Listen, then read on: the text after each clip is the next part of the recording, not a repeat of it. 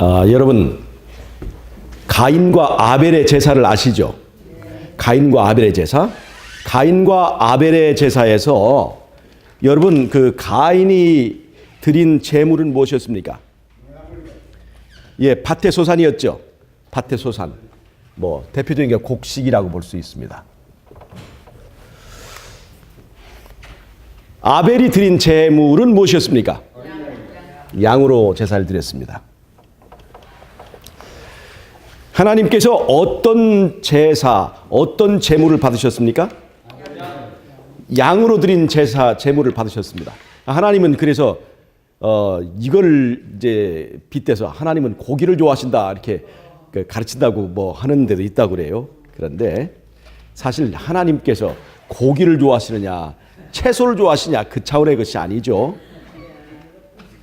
이 양이 말하는 바는 뭐냐면 죄인을 구하기 위해서 죄 없는 어린 양 같은 하나님의 아들이 희생하신다 하는 그 의미가 들어 있습니다.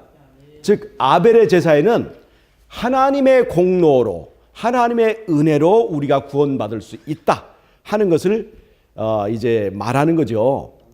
그다음에 가인의 제사에는 곡식으로 들었는데 이 곡식이라는 건 뭐냐면 밭의 소산인데 밭의 소산이라고 하는 것은 가인이 자기의 힘과 노력과 때로는 피도 흘려가면서 이제 그 애쓴 그 열매를 들여서 가인의 제사에는 내 공로, 내 의로 구원을 받는다고 하는 나 중심적인 그 사상에 문제가 있습니다. 그래서 우리는 우리의 인간의 공로로 구원받을 수 있습니까? 하나님의 은혜로만 구원받을 수 있습니까? 우리의 노력과 공로가 아무리 커도 우리의 것으로는 구원받을 수가 없습니다. 오로지 하나님의 은혜, 하나님의 공로를 통해서만 우리가 구원받을 수 있다는 것을 가인과 아벨의 제사에서 분명히 보여주는 것입니다. 그런데 하나님께서 가인의 제사를 받지 않으셨잖아요. 이 가인의 제사에서 주가 된 이 곡식이요. 곡식과 포도주의 제사보다도 하나님께서 양 제사를 받으셨는데 이 곡식이 상징하는 것은 뭐냐면 사람의 행위입니다. 사람의 행위. 양이 상징하는 말은 하나님의 공로, 하나님의 은혜, 하나님의 행위를 말합니다. 자, 그래서 하나님은 곡식 제사를 별로 좋아하지 않으십니다. 그런데 여러분, 레위기 2장을 보면 재미있게도 하나님께서 받으시는 하나의 제사가 있는데 그것이 바로 소제입니다. 소제. 이 소제가 뭐냐면 가루제사예요. 가루제사. 한마디로 말해서 곡식제사라 이 말입니다. 레위기 1장에는 번제가 있고 레위기 2장에 바로 소제에 대한 얘기가 나옵니다. 가루로 드린 제사예요. 여러분, 제가 지금 가인과 아벨 제사의 얘기를 먼저 지금 드렸지 않습니까? 하나님이 가인과 아벨의 제사에서는 곡식으로 드린 제사를 받지 않으셨어요. 그런데 레위기 2장에서는 곡식으로 드린 제사, 가루로 드린 제사를 받으셨단 말이에요. 그게 바로 소제예요. 제가 오늘 그 얘기를 좀 하려고 합니다. 여러분, 죄라고 하는 말이 영어로 sin이잖아요. 그래서 이 중심에 내가 있다는 겁니다. 중심에 내가 있다는 거예요. 이 죄라고 하는 것을 한마디로 정의하는 아주 좋은 의미가 있어요. 죄라고 하는 건 중심에 내가 있는 겁니다. 하나님의 자리에 내가 앉아 있는 거예요. 그것이 죄의 근본이고 근원이라고 할 수 있습니다. 그런데 레위기 1장에서 제사 드리는 그 방법을 알려줍니다. 레위기 1장에서 만약에 죄인이 죄를 지어서 제사를 드려야 할 때는 흠 없는 제물을 소나 양 가운데서 취합니다. 이 소나 양 가운데서 왜 호랑이나 돼지나 개는 왜 안 됩니까? 개를 가지고 제사 드리려고 하면 개가 물어뜯겠죠. 호랑이가 물어뜯겠죠. 그러한 이 부정한 짐승들은 우리가 못 박는 그 십자가에서 도망가지 않는 예수님의 그 속성을 대변할 수가 없습니다. 흠없고 어린 양처럼 죽으시는 그 예수님을 대변할 수 있는 정한 짐승들로만 이 제물로 이제 드리게 되어 있습니다. 그 다음에 이 제물은 흠이 없어야 합니다. 바로 흠 없는 예수님을 이제 상징하고 있는 거죠. 또 표상하고 있는 것이고요. 먼저 양을 끌고 와서 그 양에게 안수합니다. 누가 안수해요? 죄인이 양의 머리에 넣고 안수합니다. 그 안수행위는 내 죄를 지금 그 양에게 전가한다는 것입니다. 넘겨주는 거예요. 내 죄를 내가 지고 가는 것이 아니라 하나님의 어린 양이 지고 가게 하는 거예요. 이 죄짐을 내가 지고 갈 때 수고하고 무겁습니다. 그러나 이 죄짐을 양에게 맡긴 자는 쉼이 있습니다. 그래서 수고하고 무거운 짐진 자들아 다 내게로 오라 내가 너희를 쉬게 하리라고 말씀하시는 거예요. 짐을 예수님께 부린 사람은 쉼이 있어요. 그래서 죄인이 양에게 짐을 넘겨줍니다. 그 다음에 그 양을 잡습니다. 누가 잡을까요? 레위인이 잡을까요? 제사장이 잡을까요? 여러분 잘 들으십시오. 양을 잡는 것은 죄인이 합니다. 죄인이에요. 왜냐하면 이 과정에서 뭐를 이 죄인이 깨달아야 되냐면 이 양은 나 때문에 죽는다는 것을 깨닫는 거예요. 이 제사라고 하는 것은 예배입니다. 예배. 경배예요. 경배. 우리가 경배와 예배를 통해서 가장 먼저 깨달아야 되는 것은 예수님은 나 때문에 죽었다 하는 것을 깨닫는 거예요. 예수님을 내가 주겠다 하는 것을 인정하는 것이 예배에서 가장 중요한 것이라는 것입니다. 예수를 내가 주겠다는 것을 인식하지 못하고 깨닫지 않으면 그날의 예배는 사실 다 도루묵입니다. 예수를 내가 죽인 거예요. 그것을 이제 깨닫게 이 제사 과정에 이렇게 안수를 하도록 했습니다. 그 다음에 그 양을 죄인이 찔렀죠. 그 양이 죽습니다. 자, 그 양이 죽는데요. 먼저 그 양의 가죽을 벗깁니다. 자, 칼로 찌른 다음에 양의 가죽을 벗깁니다. 이 가죽은요,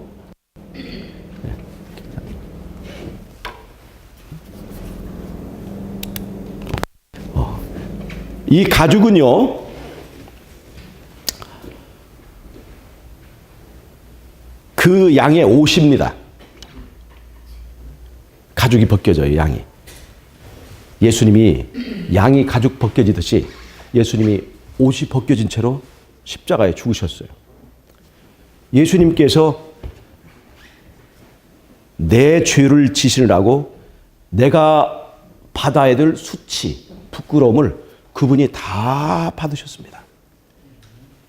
내가 받아야 될 수치와 부끄러움을 그분이 십자가에서, 그림에는 뭐 옷 한 자락을 아래에다가 걸친 걸로 됐지만 사실은 발가벗긴 채로 모든 사람이 볼 수 있도록 달리셨어요. 그 예수님의 모습을 보여주는 것입니다. 그 다음 단계는 그 양이 각이 떠집니다. 목 자르고 다리 자르고 몸통 잘라서 조각조각 내요. 이 조각조각 냅니다. 잘 보세요. 죄의 가장 중요한 특징은 나 중심인 거예요. 나 중심인 거예요. 이 나가 죽어야 죄가 끝나는 겁니다. 근데 이 제단 위에 놓여지는 제물은 자신의 형체가 조각이 나야 됩니다. 자신의 형체가 조각 나야 돼. 이것은 십자가에서 예수님이 자아가 완전히 깨어져 버리고 하나님의 자아가 깨져버리는 것을 말하는 것입니다. 하나님이 나를 위하는 마음이 하나도 없이 다 산산조각 나버리는 것이에요. 나를 포기하는 모양을 보여주시는 겁니다. 이 번제단 위에서 양이 자신의 형체가 조각이 나고 분해되어 버려요. 요 양의 아름다운 모습이 다 깨져버리는 것입니다. 자존심도 깨어지고 자기의 계획도 깨어지고 자기의 습관도 깨어지고 자아가 다 깨져버리는 거예요. 그 다음에 이것을 더 완전하게 깨어서 이 양의 형체가 하나도 없게 만들기 위해서 거기다가 불을 붙입니다. 불을 붙여요. 근데 이 불을 붙이는 이유는 때때로는 말이죠. 짐승 가운데는 목을 잘려도 얼마 동안 살아남는 경우도 있습니다. 뱀 같은 것도 이게 목 잘라놔도 몇 시간 동안 살아있는 경우도 있고, 닭 같은 경우도요. 목이 잘렸는데도 몇 시간 동안 살아있다고 하는 그 기록도 있습니다. 그래서 확실하게 죽고 확실하게 이 자아가 소멸되도록 거기다 불을 붙여요. 그래서 다 살라버립니다. 그 살리면 그것이 어떻게 돼요? 완전히 가루가 돼버리는 거예요. 예수님이 십자가 위에서 자기를 가루로 만들어버린 것입니다. 하나님의 가슴이 다 타서 가루가 돼버린 것을 말하는 거예요. 하나님이 그분의 독생자를 나를 위하여 가루로 만들어버린 거예요. 하나님의 자아가 완전히 가루가 되는 그 제사에 이 죄인이 그 제사를 보면서 어떤 마음을 느낄까요? 하나님이 나를 정말로 사랑하시는 하나님의 진실을 보게 됩니다. 하나님이 나를 구하기 위해서, 나를 얻기 위하여 그분의 가장 소중한 독생자라도 다 가루내어서 바쳐버리는 하나님의 진심, 예수님의 진실을 깨닫게 됩니다. 그 예수님은 어떤 오해를 받았던 예수님입니까? 독재하시는 왕이다. 독재자였다. 하늘에서 사단이 예수님을 어떻게 고발했습니까? 예수님은 독재자다라고 하는 것이에요. 경배를 강제하시고 율법을 지키지 않으면 완전히 무서운 눈으로 심판하시고 죽이기를 좋아하는 무서운 독재자라고 그렇게 하나님의 품성을 왜곡했는데, 십자가에서 보여주는 하나님의 모습은 나를 위하여 하나도 아끼지 않고 다 내어주시는 내 하나님, 나의 왕의 모습을 보여주시는 거예요. 이것이 예수님이 너에 대하여 보여주는 그 예수님의 진실이요 하나님의 가슴이라는 것을 이 제사를 통해서, 십자가의 제사를 통해서 다 보여주셨습니다. 이게 번제단이 바로 그 과정을 보여주는 거예요. 하나님이 너를 위하여 그 자신의 가장 소중한 것을 가루로 내어줄지라도 너를 포기하지 않고 너를 구하고 싶어 하신다는 그 뜻을 보여주는 것입니다. 이 제사의 과정은 자아가 완전히 소멸되어 가는 그 과정을 보여주는 거예요. 하나님의 독생자가 가루가 되어버렸습니다. 그런데 이 제사를 죄인이 바라봅니다. 나를 위하여 죽으시는 십자가의 예수님의 처절한 사랑의 음성을 이 죄인이 듣게 됩니다. 그때 이 죄인의 마음 가운데 뭐가 생길까요? 죄가 미워지게 돼요. 내가 예수님을 죽였구나. 내가 예수님을, 하나님의 가슴을 저렇게 타게 만들었구나. 내가 하나님의 독생자를 저렇게 가루가 되게 했구나. 죄에 대한 회개, 그리고 나를 위하여 모든 것을 다 주시는 그 예수님에 대해서 감사하는 마음이 생깁니다. 감사 생겨요. 그래서 감사가 우리 가운데 생기게 되어서 이 감사하는 마음을 가진 사람은 이 감사로 하는 행동은 전부 다 자원하에서 하는 행동입니다. 감사는 공로가 아니에요. 감사로 하는 행동은 공로가 아니에요. 자랑이 아니에요. 이거는 드리고 싶어서, 정말 하나님께 자원하여 드리고 싶어서 드리는 헌신이 있게 됩니다. 감사하는데 헌신이 없다. 그건 거짓말이에요. 감사하는데 십자가를 따라하기 싫다. 그것도 거짓말입니다. 감사하는 사람이 기도하기 싫다. 그것도 거짓말입니다. 감사하고 있는데 말씀 보기 싫다. 이것도 거짓말인 거예요. 감사는 우리로 하여금 변화를 줍니다. 왜 우리가 변화하지 않을까? 왜 우리가 품성 변화가 이루어지지 않을까? 그것은요, 감사하지 않아서 그렇습니다. 감사가 없어서 그래요. 근데 감사가 마음대로 되는 게 아니잖아요. 십자가의 진실만이 우리에게 감사하는 마음을 줍니다. 여러분, 이 감사가 내 마음에 있는지 없는지 한번 잘 보십시오. 그 다음에 이 죄인이 감사하는 마음이 들었어요. 주님께서 나를 위해서 죽으시는구나. 주님께서 나를 위하여 자신을 가루로 바치시는데 나도 주님과 함께 죽어야 되겠다. 나도 주님 가시는 길에 나도 가야 되겠다. 내 자신을 감사의 제물로 그 제단에 드리게 되는 것이에요. 이 곡식을 상징하는 것은 바로 사람입니다. 이 곡식이 말이에요. 곡식이. 이 밀이 말이에요. 하얗습니까? 누리끼리 합니까? 누리끼리 하죠? 절대 하얗지 않죠? 그런데 말이에요. 지금 이 밀이 상징하고 있는, 밀은 지금 사람을, 죄인을 상징하고 있는 거예요. 이 죄인이, 번제단에서 죽으시는 그 예수님의 희생의 삶에 감동하고 감사하는 마음으로 나도 주님과 같이 되어야지. 나도 주님과 함께 저 대단에 드려야지 하고 내 자신을 주님께 드리는 거예요. 그게 바로 소제입니다. 소제예요. 곡식, 사람의 행위지만 주님께 드리는 거예요. 그런데 이 소제는 가루로 드리는 거예요. 자, 보세요. 내가 주님이 자신을 깨뜨리는 모습을 자세히 관찰해 봤죠? 그것에 감동을 받아서 나도 주님과 같이 되어야지. 나도 주님과 같이, 주님이 나를 위하여 그 희생을 하셨으니 나도 내 자신을, 이 더러운 것을 주님 앞에 드려야 되겠다 하고 번제단에 드릴 때 주님이 깨진 것처럼 나도 조각조각 이 자아가 깨지게 됩니다. 그 감동이 자아를 깨지게 만들어요. 자아를 산산조각 나서 이 밀이 부서지기 시작합니다. 밀이 부서지면 부서질수록 어떻게 되는 줄 아세요? 부서지면 부서질수록 노란해질까요? 하얘질까요? 부서지면 부서질수록, 많이 부서지면 많이 부서질수록 이 밀이 하얗게 되는 것입니다. 그래서 이 소자는 하얄 소자입니다. 밀이 변화하는 거예요. 밀이. 그 예수님의 제물의 그 바쳐진 제물의 모습이 우리를 감동시켜서 우리의 자아를 깨뜨려 버려서 그 감동에 의해서 깨지면 깨질수록 자아는 사라지고 그 다음에 우리 가운데 밀의 원래의 껍데기 모습에서 보이지 않던 하얀 색깔이 나타나게 되는 거예요. 이게 무슨 말인 줄 아십니까? 양이 원래 하얗죠? 예수님의 품성을 나타냅니다. 밀은 원래 노랗습니다. 우리의 죄의 품성을 나타냅니다. 그런데 이 밀이 예수님의 제사의 십자가의 사랑에 감동을 받아가지고 자아가 깨지면 깨질수록 이 색깔이 누구를 닮아가냐면 예수님을 닮아가게 되어 있습니다. 예수님을 닮아가게 되어 있어요. 그래서 계시록 19장의 어린 양의 혼인잔치에 성도들이 입는 옷이 뭐냐면 하얀 세마포입니다.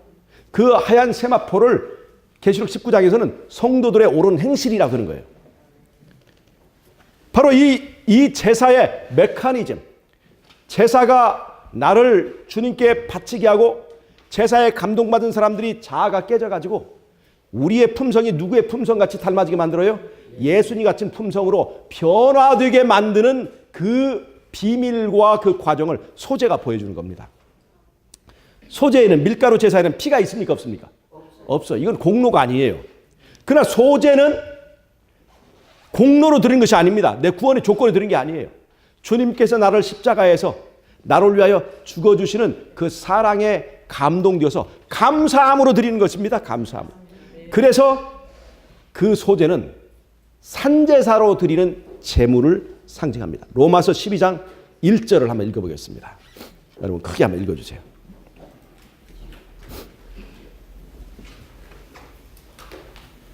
로마서 12장 1절입니다.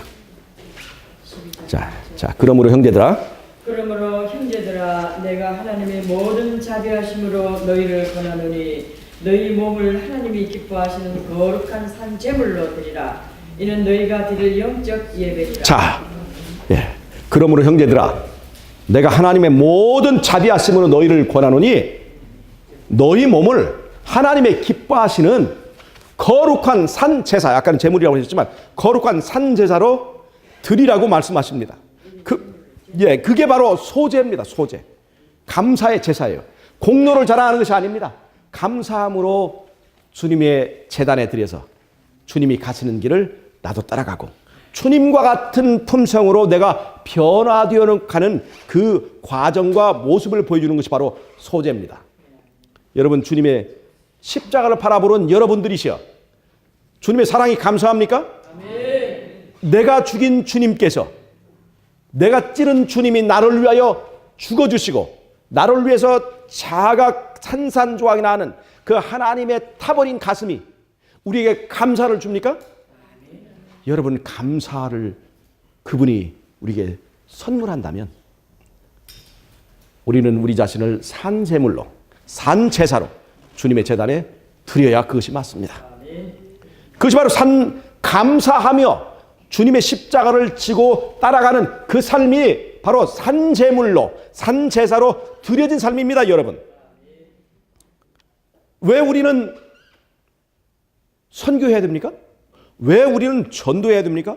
왜 우리는 봉사해야 됩니까? 주님께서 하셨기 때문에 우리가 따라가는 것 뿐이에요. 주님께서 안 하신 일을 우리가 새로 고안하는 게 아니라 감사하는 마음으로 주님의 제사에 내가 작은 가루로 함께 드려지는 것입니다. 이것을 말해주는 것이 소제입니다. 여러분, 우리가 지금 네팔 선교를 계획하고 있습니다. 우리 사관학교에서. 여러분 좀 바쁘시고 어려우시지만 같이 좀 참여하셨으면 좋겠어요.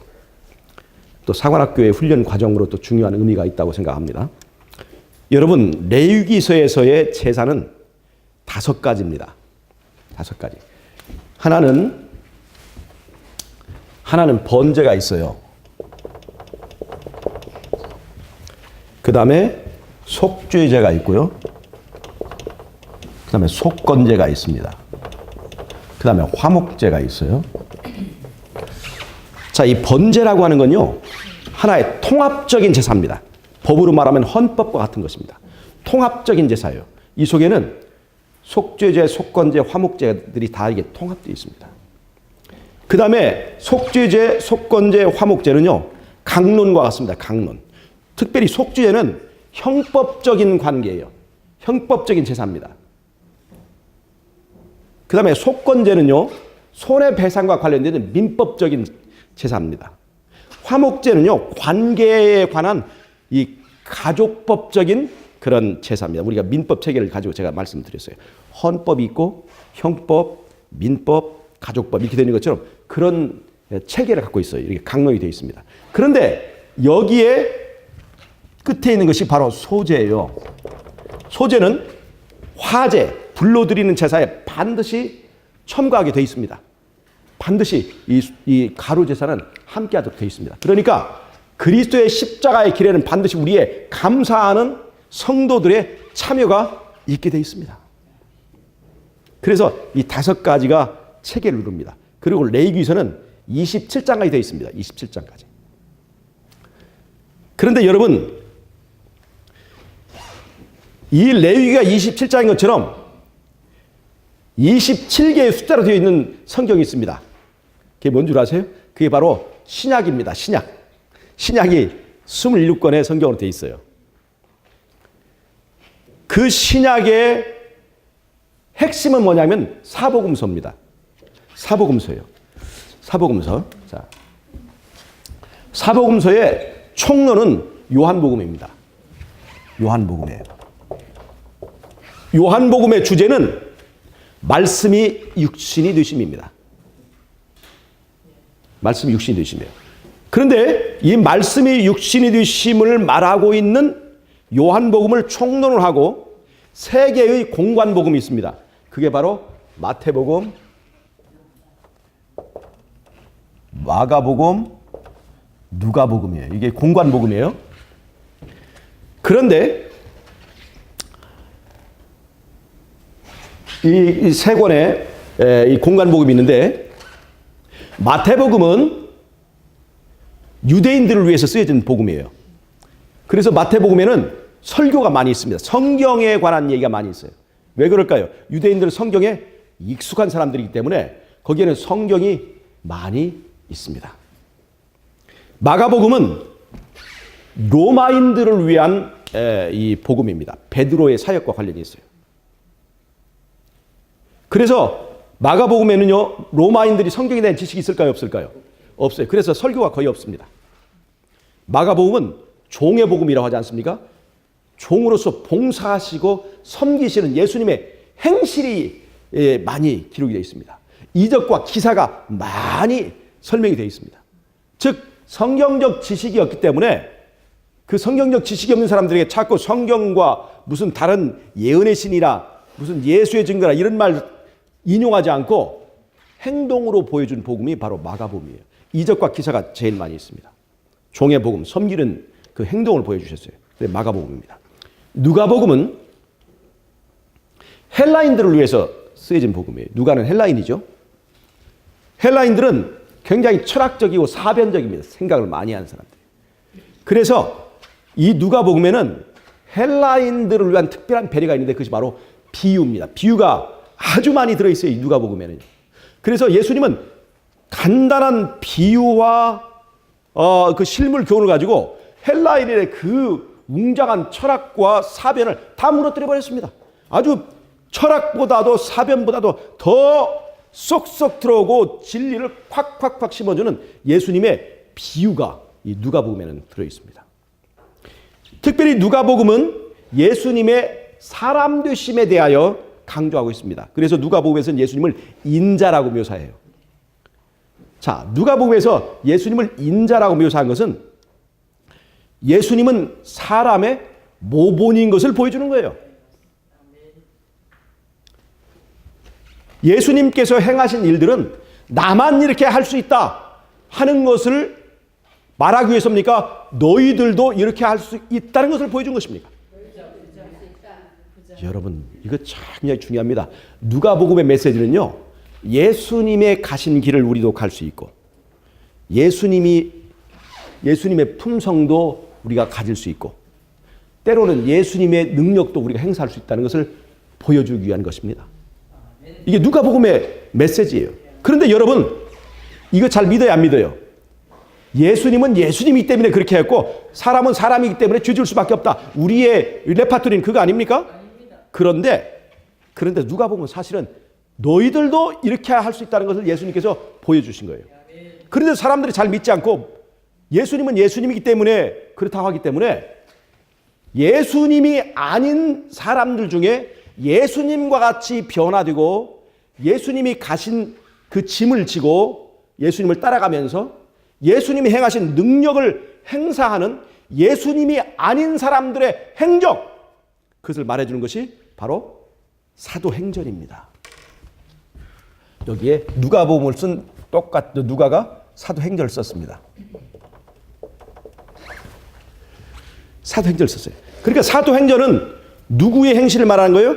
예수님이 아닌 사람들의 행실을 말하는 거예요. 예, 제자들의 행실, 그 행실을 말하는 거예요. 야, 그러면 이 제자들이 예수님이 행하신 능력 같은 것을 행했습니까? 안 했습니까? 행했어요. 예수님처럼 그들도 변화되었습니까? 안 됐습니까? 변화됐어요. 여러분, 레위기서가 5개의 제사가 있는 것처럼 신약에는 이 5가지 복음 체계가 있습니다. 사복음서와 사도행전을 합쳐서 5가지.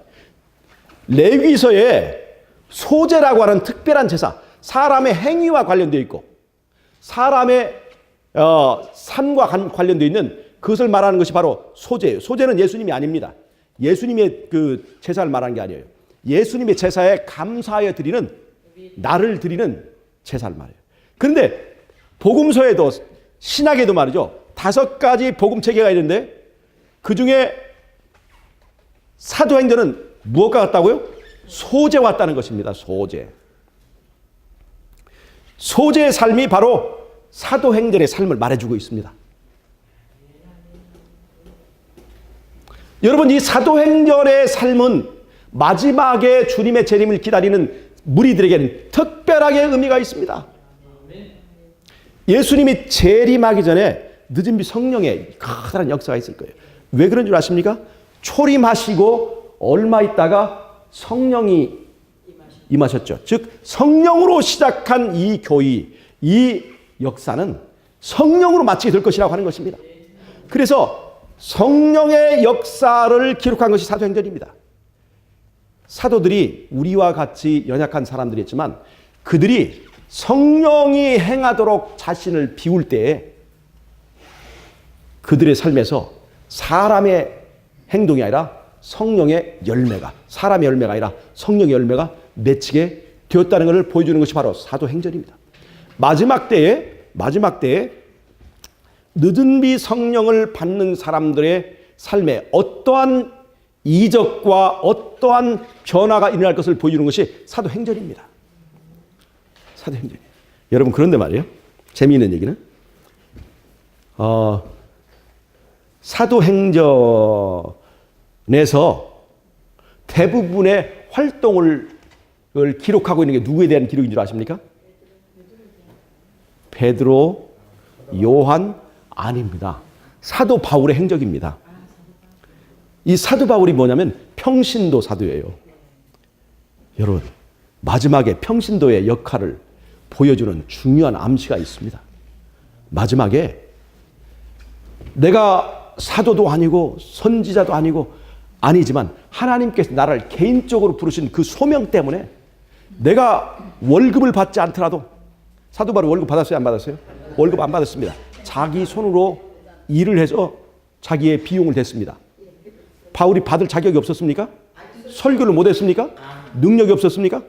그러나 주의 일을 하는데 사도 바울은 월급을 받지 않았습니다. 그리고 자기 스스로 자급하면서 주의 일을 했고 주님 앞에 바쳐진 소재처럼 주님 앞에 산제사로 드렸습니다. 여러분, 이 사도 바울이 바로 우리 자급 선교사의 모형이라고 보시면 됩니다. 아시겠습니까? 우리는 그러한 자급 선교사가 되도록 여러분들에게 이 사도 바울의 사역을 소개해 주기 위하여 이 선교 사관학교를 하는 것입니다. 여러분, 우리는 목사님이 아닙니다. 그래서 안수를 하거나 무슨 예식을 집도하거나 그럴 자격이 우리에게 없어요. 그러나 여러분, 우리는 목사도 아니고 왕도 아니고 무슨 벼슬을 하는 것도 아닙니다. 그러나 목사님은 아니지만 우리가 섬기는 일에 목사님보다 더 잘할 수 있지 않습니까? 목사님은 아니라도 영혼 구원하는 일에 더 잘할 수 있을 수도 있지 않습니까? 누구처럼요? 사도 바울처럼. 사도행전에 거의 대부분을 차지하고 있는 것은 쟁쟁한 베드로나 요한이나 그런 사람들이 아니에요. 평신도 사도인 사도 바울의 행적이 사도행전에 전부 다를 거의 다를 대부분 장악하고 있어요. 사도 바울이 잘생겼을까요?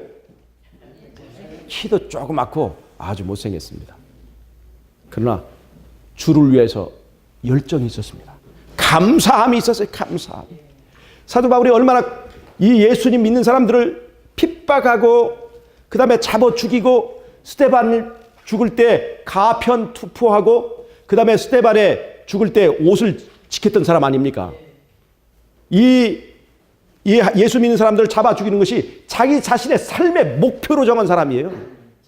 그래서 다메섹으로 가서 이 외방에 있는 이 이교들까지 다 잡아서 씨를 말려버리겠다고 했던 이 사람이 다메섹 도상에서 누구를 만났어요? 예수님을 만났어요. 예수님이 사도 바울의 한 얘기가 뭔 줄 아십니까? 누구십니까?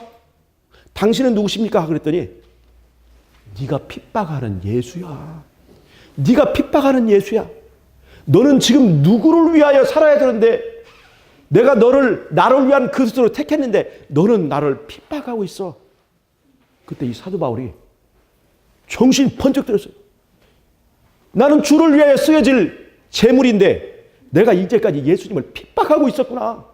그래서 이 사람이 거기서 정신이 번쩍 드는 거예요.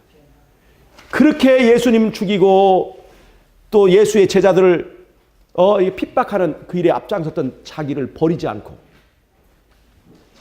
자기를 불러서 사도로 개인적인 소명을 주신 그 주님이 너무나 감사해서 사도 바울은요, 주의 일을 목숨 바쳐 하면서도 월급을 한 푼도 안 받았습니다.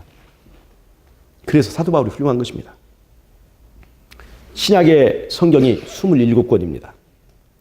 그 중에서 사도 바울이 기록한 성경이 몇 권인 줄 아십니까? 14권이에요. 14권. 그러니까 과반수를 딱 넘었어요.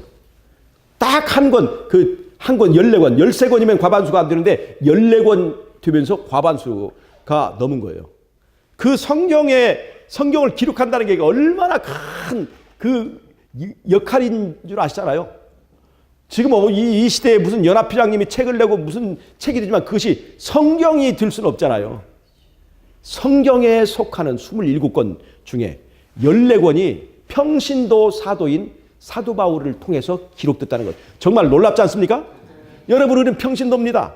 우리는 정말 자격이 없는 사람들입니다. 너무나 부족한 사람들입니다. 신학도 못했고 나이도 먹었고 돈도 없는 별 볼 일 없는 사람들이지만 우리들을 부르시는 하나님의 음성이 바로 지금 이 시대에 주어지고 있는 것입니다.